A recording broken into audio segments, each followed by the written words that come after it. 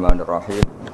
Allahumma sholli wa sallim wa barik ala sayyidina Muhammadin wa ala alihi wa sahbihi asma'in, nama ba'du. Yang sangat kita hormati bersama Direktur RSUD Rembang, Bapak Dr. Agus.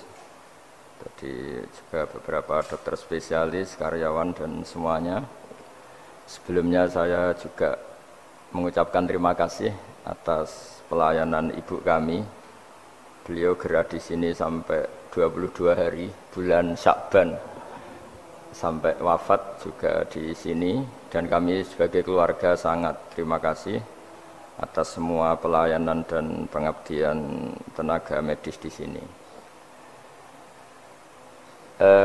Sebetulnya RSUD itu sudah sopan lah, datang ke kita mintanya ngaji virtual. Gara-gara sopan tuh saya kok jadi ingin sopan juga. Akhirnya saya yang datang ke sini. Biasanya yang lembaga-lembaga besar itu agak sopan itu, ngatur-ngatur orang. Ini kok baik. Padahal BPK ngajinya di saya, lembaga negara. Kemenku pernah ngaji di saya virtual. Tapi RSUD kok kayak kasihan, jadi saya kok. Terus iya, jadi hakul jar kira-kira itu karena tetangga itu. Tapi niat saya ya tidak baik-baik banget, sambil jalan-jalan kok dekat. Jadi, tapi begini ya, saya akan cerita versi kiai ya. Kalau versi medis Anda lebih tahu. Kalau versi kiai itu kematian itu dianggap hal yang sebetulnya ada versi kiai ya. Semua orang tahu lah pasti mati itu. Cuma inginnya mati itu kan macam-macam. Inginnya ya setelah kaya, terus setelah mapan, terus menangi anaknya mapan, cucunya mapan gitu. Terus itu pun sebetulnya ada siap mati juga, tapi ya tetap mati gitu. Jadi saya punya cerita, saya akan cerita yang lucu-lucu ya supaya enggak tegang ya menghadapi kematian. Dulu itu kroni itu ya sudah ada. Jadi Nabi itu ya punya kroni, tidak hanya pejabat. Nabi itu punya kroni. Nabi Sulaiman itu bisa terbang gitu. Ya mulai dulu manfaatkan angin. Jadi angin itu mulai dulu memang luar biasa. Dimanfaatkan orang sekarang mulai tenaga angin, pakai rem angin. Mulai dulu angin itu luar biasa. Nah itu teman dekatnya Nabi Sulaiman tuh ya agak sopan tuh bilang gini, itu Pak Nabi itu kalau nanti ada malaikat Israel saya pinjam anginnya supaya tidak bisa ngejar saya katanya. Jadi mulai dulu tidak hanya pejabat, Nabi pun ya punya teman yang agak-agak gimana itu. Suatu saat malaikat Israel disuruh nyabut orang, misalnya namanya siapalah. Nanti saya sebut ada yang tepaan sama nanti tersinggung, ya semuanya siapa gitu. Yang jelas namanya ada Agus dan Bambang karena bahasa Arab itu. Itu orang ini cabut di India. Gitu. Nabi Sulaiman kira-kira ya di Palestina kira-kira itu. Si orang ini ternyata di dekat Nabi Sulaiman. Nah karena Nabi itu kan orang hebat lah, sehingga malaikat ya kadang silaturahim ke para Nabi. Israel sendiri ya kadang-kadang silaturahim ke para Nabi. Silaturahim yang paling enggak disukai ya silaturahimnya malaikat Israel. Datang ke Nabi Sulaiman, sebenarnya niatnya silaturahim. Ternyata ketemu orang itu, kaget malaikatnya. Waduh ini gimana ini? Kok saya disuruh nyabut di India, kok orangnya di Palestina? Nabi Sulaiman kira-kira di kawasan Palestina, di wilayah yang katanya Israel itu. Karena Palestina kita tahu kan, menurut pemerintahan Israel itu wilayah Israel, menurut Palestina pemerintahan apa? Palestina. Tapi Indonesia alhamdulillah sampai sekarang itu enggak mau atau tidak punya hubungan diplomatik dengan apa? Israel. Sehingga kita harus mengistilahkan Palestina untuk warga Indonesia. Kaget malaikat ini, katanya disuruh nyabut di India kok ada di sini. Nah si kroni ini, si orang yang itu melihat malaikat Israel, entah kenapa kok dia bisa melihat itu, mungkin punya kekuatan tertentu karena dekat Nabi. Kaget dia, malaikat melihat dia karena janggal ya, disuruh nyabut di India ke orangnya di Palestina. Si orang ini melihat malaikat juga takut, malaikat itu punya hawa yang luar biasa. Akhirnya bilang ke Nabi Sulaiman, ya Nabi Allah tolong pinjemin saya angin untuk saat ini juga saya bisa terbang ke India. Dipinjemin sama Nabi Sulaiman. Akhirnya orang itu sampai ke India. Dikira angin itu sudah segala-galanya sampai India. Terus malaikat senyum, seneng dia. Wah ini sesuai protokol karena andai kan orang itu tetap di situ, malah malaikat nggak berani ngambil karena prosedurnya harus ngambil di India. Jadi andai kan dia tetap diam di situ, sebenarnya malah nggak masalah karena nggak sesuai apa panduannya harus karena dia terbang di India, malaikat itu nyusul ya terus diambil karena sesuai apa? Saya sesuai perintah harus memang diambil di India. Nah, kemudian saya akan memang dipesenin untuk memperkuat apa ya nakes teman-teman semuanya lah pasien. Tapi saya cerita dimulai dari yang seperti ini saya sengaja karena memang ya hidup itu seperti inilah. Pasti kita semua akan mengalami kematian. Cuma inginnya kita ya hidup itu ya sehat ya, terus kalau mati itu ya tidak punya utang karena berat nanti utang itu. Saya tidak tahu fikihnya itu. Kalau utang pribadi itu hisabnya berat, kalau utangnya lembaga itu gimana itu? Dihitung salahnya direkturnya apa dihitung salah karyawan yang minta naik apa gaji. Saya tidak tahu kayak utangnya Indonesia itu yang disalahkan itu menterinya apa presidennya apa yang selalu mengajukan gaji 13. Tidak tahu itu karena di kitab tidak dibicarakan, yang dibicarakan utang-utang apa pribadi ya. Kalau yang utang-utang lembaga negara itu nanti tak tanyakan malaikat auditornya ini gimana cara apa itu yang disalahkan menterinya apa presidennya apa direkturnya apa pengajuan proposal itu. Nah singkat cerita itu kalau ngadepin kematian atau sebenarnya yang ngadepi kehidupan juga kita ini inna sholati wa nusuki wa mahyaya wa mamati lillahi rabbil alamin. Saya bicara ilmunya kiai. Misalnya si A itu sebenarnya sudah ditulis dia mati karena kecelakaan. Yang satu ditulis mati karena sepuh, karena tua. Itu. Yang satu mati karena tersedak, yang satu mati karena ngelindur. Mungkin yang satu mati karena tenggelam. Sehingga sebetulnya andaikan kita melihat Lauh Mahfud, kita ini ya naif. Saya berkali-kali ngaji bilang, kadang kita ini takutnya sampai angking takutnya dari motor ngelamun, gara-gara ngelamun gitu. Andaikan malaikat itu kok suka bully, kawan gitu. Kamu catatannya kecelakaan kok yang kamu takuti apa? Covid. Yang sejarah misalnya kita pernah hidup menanamkan kebencian sesama itu terus ke bawah. Anak cucu kita dikandani jogeman cocok wong iku musuh bapakmu, mbahmu itu. Sehingga anak cucu itu dendamnya diwariskan. Wong dendam kok dia apa? Wariskan. Termasuk utang itu. Ketika kita jabat ingin rumah sakit ini mewah, pikirannya kok sedadi, aku seleren semikir direktur berikutnya. Itu tidak tahu itu nanti hisabnya ke siapa. Saya ulang lagi ya. Maka dalam satu ayat dikatakan laqad kunta fi ghaflatin min hadza fakashafna anka ghita'aka fabasarukal yauma hadid. Manusia ketika di dunia itu dianggap tidur. Tidur itu dengan tanda kutip itu bodoh. Bodoh itu tidak tahu. Fakashafna angkal ghita'aka, nanti setelah kamu mati itu pinter. Tapi ketika Anda pinter sudah meninggal, sudah tidak bisa memperbaiki kesalahan-kesalahan kita. Nah kenapa kita dikatakan sekarang ini tidur? Karena kita ini sering menyaksikan sesuatu yang sebetulnya tidak ada hubungannya dengan kita. Tidak ada hubungannya dengan kebutuhan kita. Misalnya kita ngelamun, berkhayal, ingin hidup kaya raya, sejahtera, jabat, orang lain anak buah semua.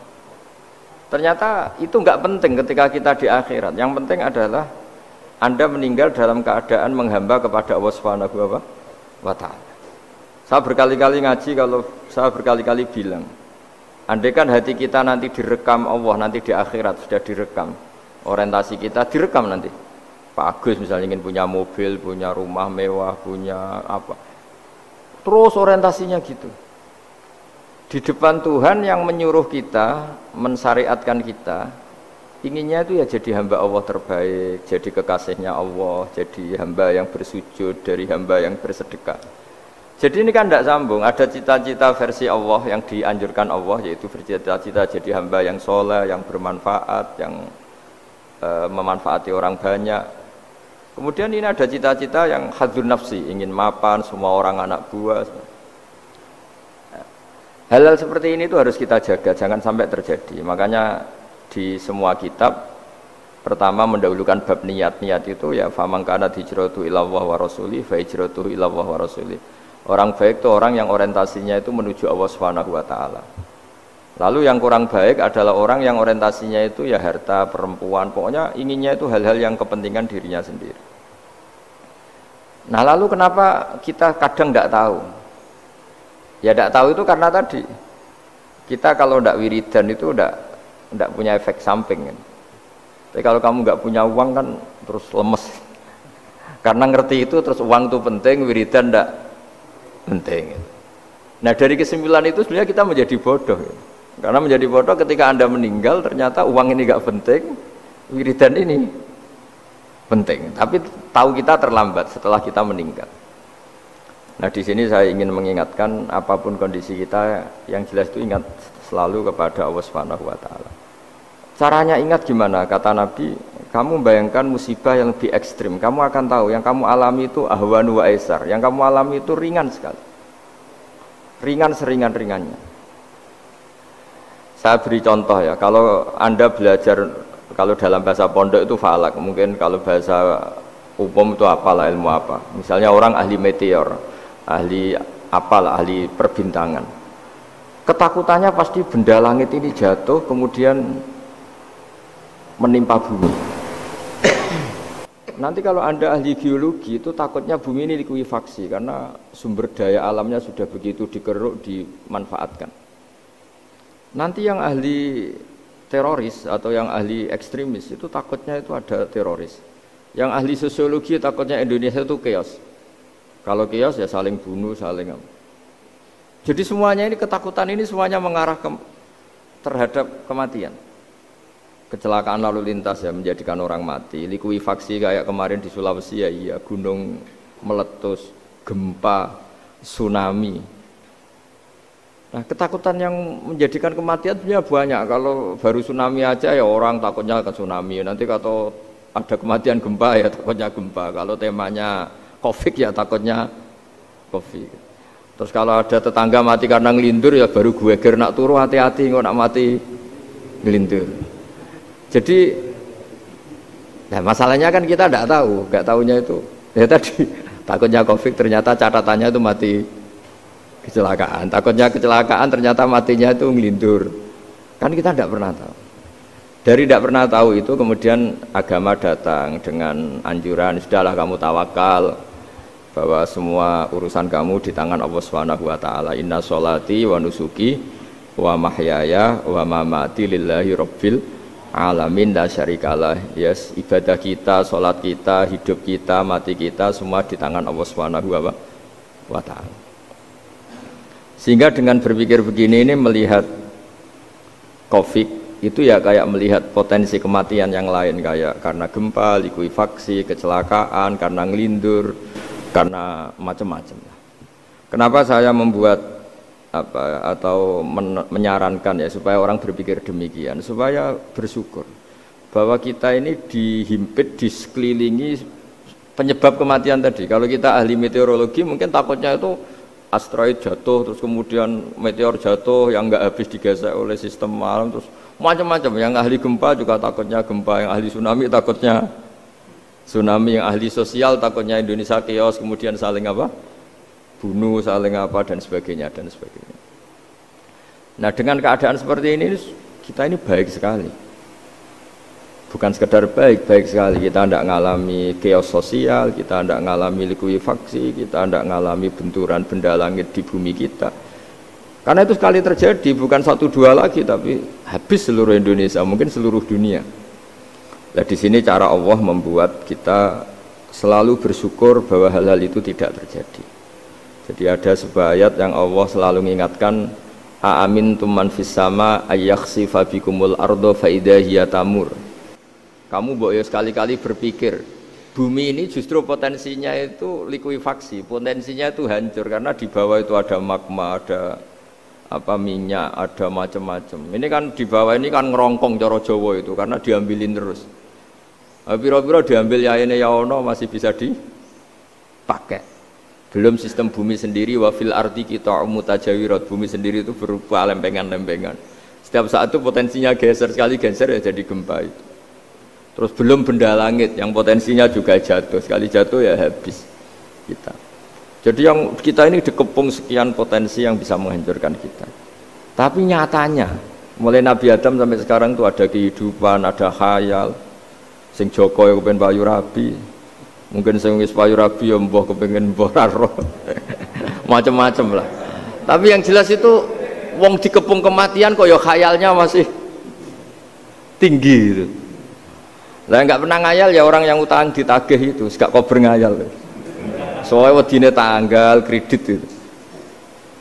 Tapi ini saya cerita supaya orang Indonesia itu ngerti lah bahwa yang ngepung kita itu tidak hanya Covid.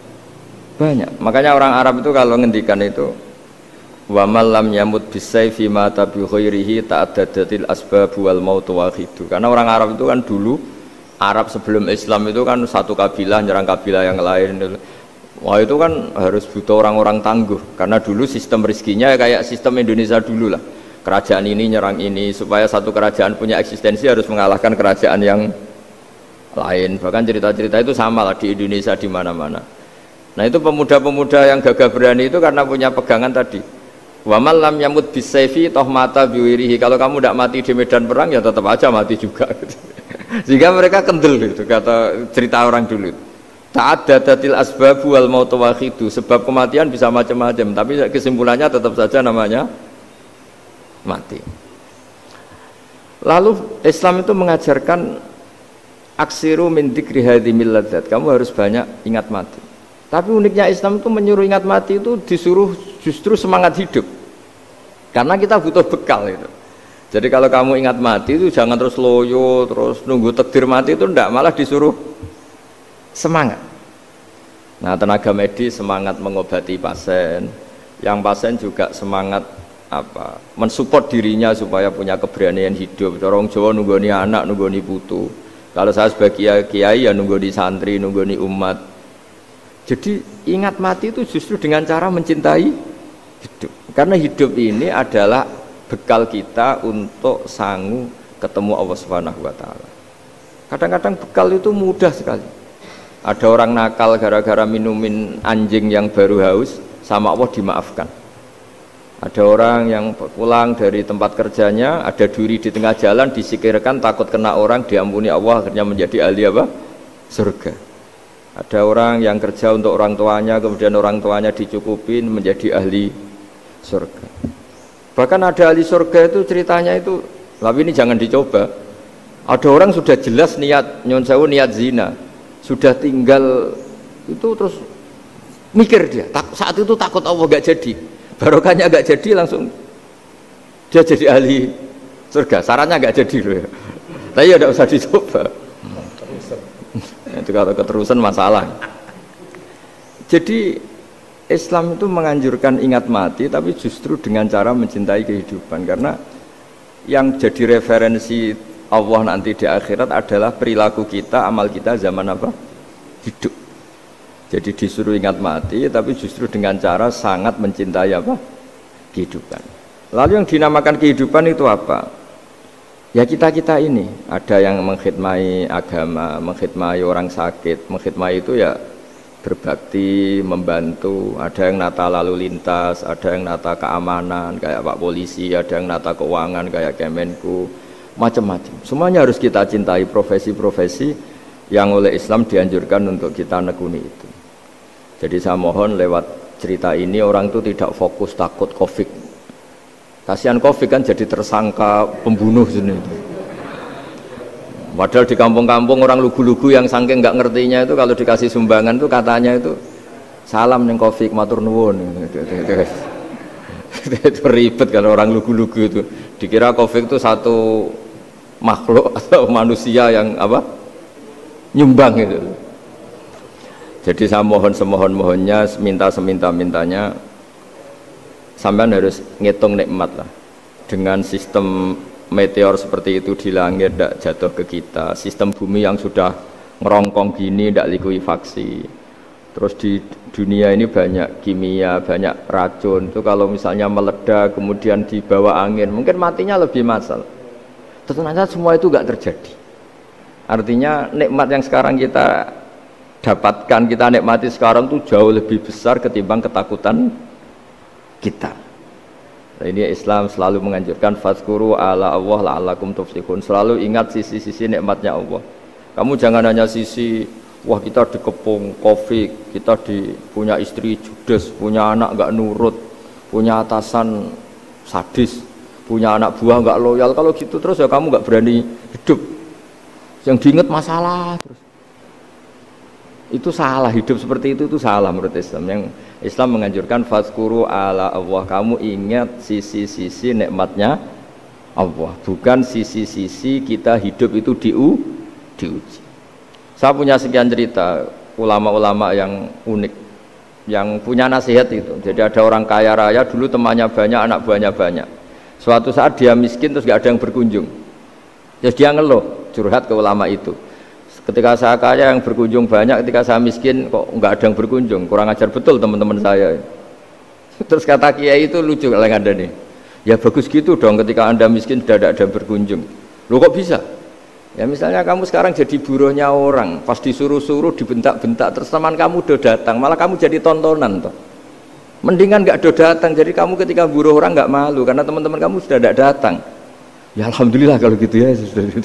Jadi dulu satu hal yang dia dulu nganggap problem, iya kan, kalau kamu misalnya dulu kaya, temannya banyak, jabat, terus yang takut banyak. Ketika sudah miskin, Yun Sawu jadi buruhnya orang, disuruh-suruh, terus teman kamu tetap udah datang. Siap nggak ada? Siap datang apa siap tidak datang? Lebih siap tidak datang sebetulnya kan? Karena nggak jadi tonton. Akhirnya dia sadar. Ya gitu kalau dikeluhin, istri saya ini judes, ya sering marahin gini-gini. Ya bagus dong marahin kamu, kalau marahin tetangga malah masalah kan. Coba kamu punya istri kalau marahin orang lain, pusing enggak? Mendingan marahin. Jadi pokoknya dilatih terus. Lama-lama dia bersyukur. Nah termasuk cara kita melihat kehidupan. Ada doa Rasulullah SAW yang luar biasa, ya Allah jadikan kehidupan ini sebagai penambahan saya untuk berbuat baik.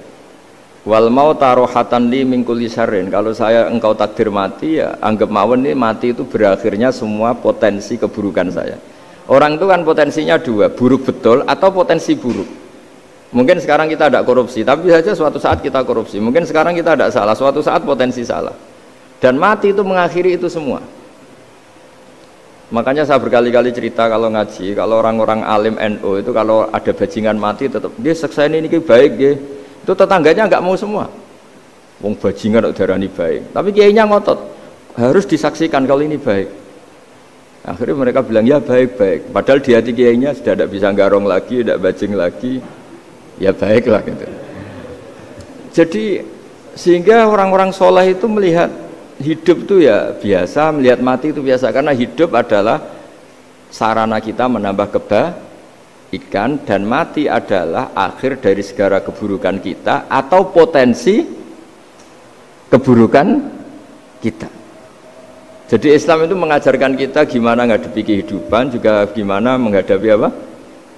Kematian. Jadi saya ulang lagi, itu ajaran-ajaran Islam yang luar biasa. Jadi ij'alil hayata ziyadatan li fi kulli khairin wal mauta rohatan li min kulli syarrin. Jadi hidup menambah kebaikan, kalau kita mati anggap saja mengakhiri semua buruk kita kalau kita sedang buruk atau potensi keburukan kita. Saya cerita ringan tapi supaya diingat-ingat.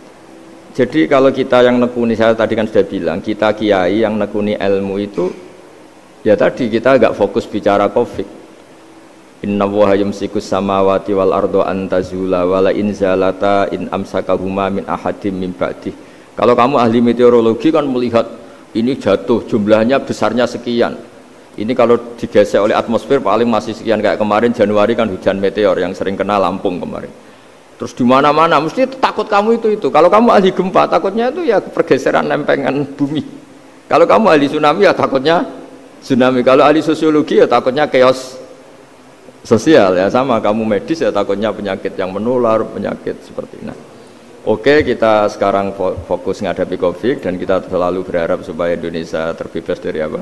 Covid dan musibah-musibah yang lain. Ya tadi, apa gunanya terbebas dari Covid tapi chaos sosial kayak apa terus kita?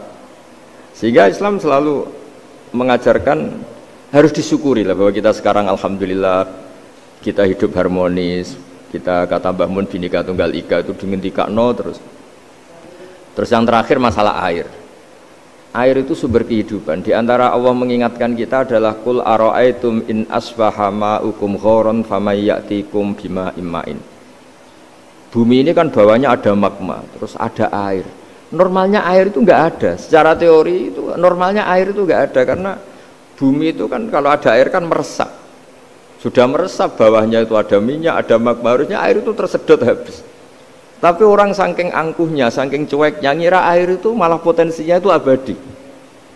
Sebetulnya kalau menurut teori alam, air itu gampang hilang kan, diletakkan di bumi ya bumi itu meresap. Nanti bawahnya itu ada minyak, ada sebagian ada magma, ada macam-macam lah.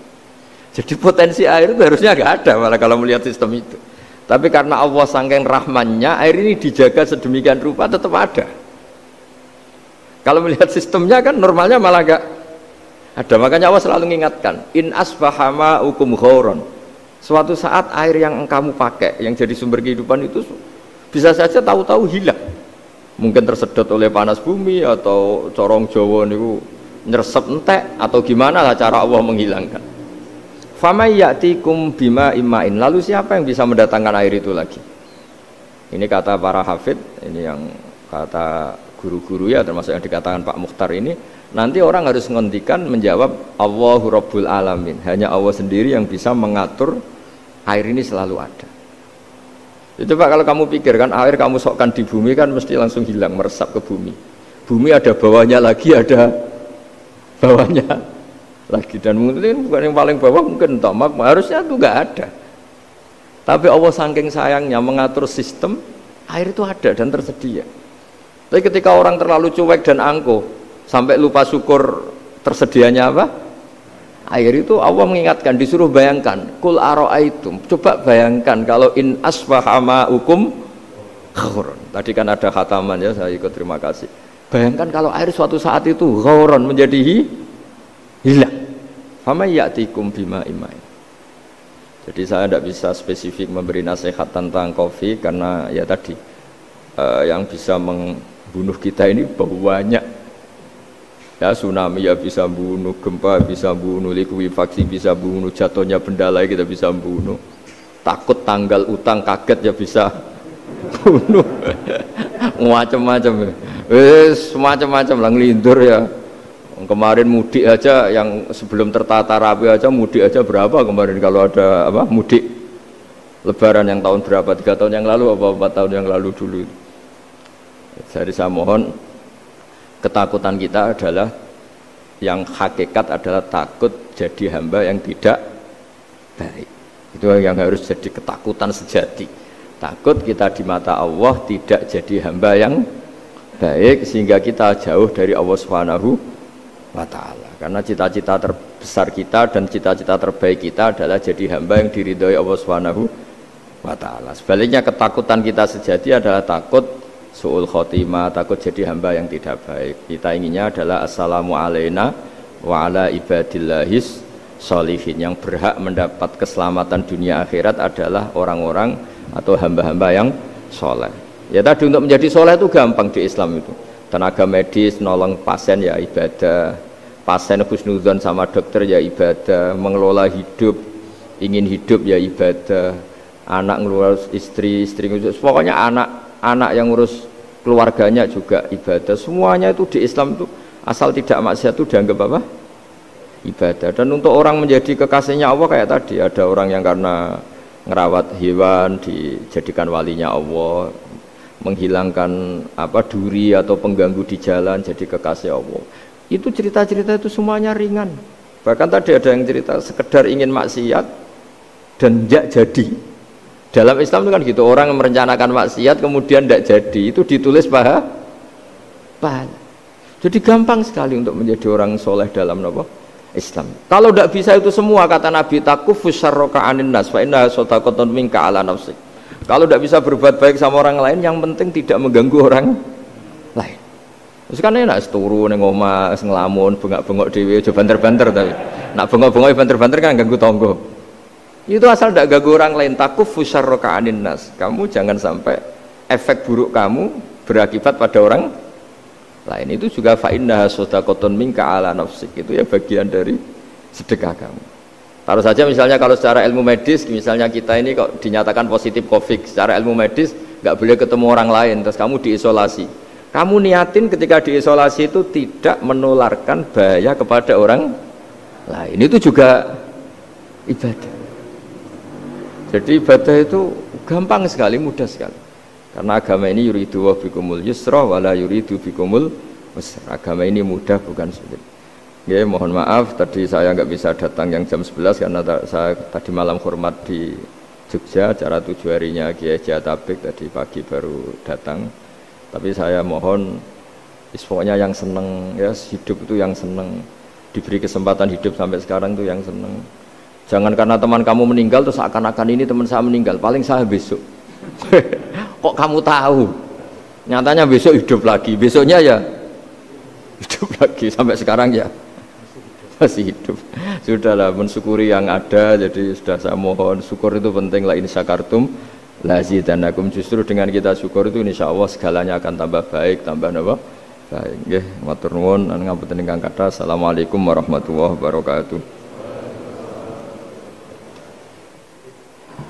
Terima kasih kepada beliau Romo Kiai Haji Ahmad Bahauddin Nur Salim atau biasa kita sapa dengan Gus Baha. Menginjak pada acara selanjutnya, yakni doa yang insya Allah akan dibawakan oleh beliau Romo Kiai Haji Ahmad Bahauddin Nur Salim. Monggo kepada beliau waktu dan tempat kami persilahkan. Al-Fatihah.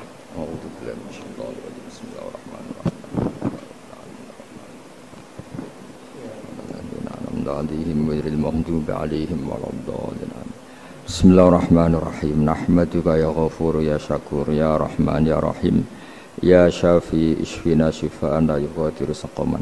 Allahumma shalli wa sallim wa barik ala sayyidina Muhammad alladzi 'allamana ya wa bil i'timad 'alaika ya wa istishfa bika ya Allah. Fa bi haqqi jahi 'indaka ya wa athibil ba'sa ya Allah ya rahman ya rahim. Allahumma ya Allah, Allahumma anta syafi ishfina syifaan la yughadiru saqaman. Allahumma ya wa anta syafi ishfina syifaan la yughadiru saqaman. Wasfi mardona ya Allah wa ta'i mardona innaka anta syafi azibil ba'sa rabban nas innaka anta syafi ya Allah. Allahumma ya Allah la narju siwaka wa anta rojauna ya Allah wa anna lan nahlika wa anta ma'ana wa anta rojauna ya Allah faj'alna ya Allah wa ahla Indonesia salimin ghanimin mu'afin min kulli bala'id dunya wal akhirah. Allahumma ya ilahana ya wa ij'alna min ibadika syakirin min ibadika sholihin wa min ibadika alladhina ya Allah ma syofi ardika haunan ya Allah na'muru bil ma'ruf wa nanha 'anil munkar. Ya Allah ya Allah ya haqqu ya mubin ij'alna ya Allah salimin ghanimin mu'afin min kulli bala'id dunya wal akhirah. Rabbana atina fid dunya hasanah wal akhirati hasanah wa qina adzabannar. Sallallahu alaihi wasallam Muhammad sallallahu alaihi wasallam. Subhana rabbika rabbil izzati amma yasifun wa salamun alal mursalin walhamdulillahi rabbil alamin. Al-Fatihah. A'udzu billahi minasyaitonir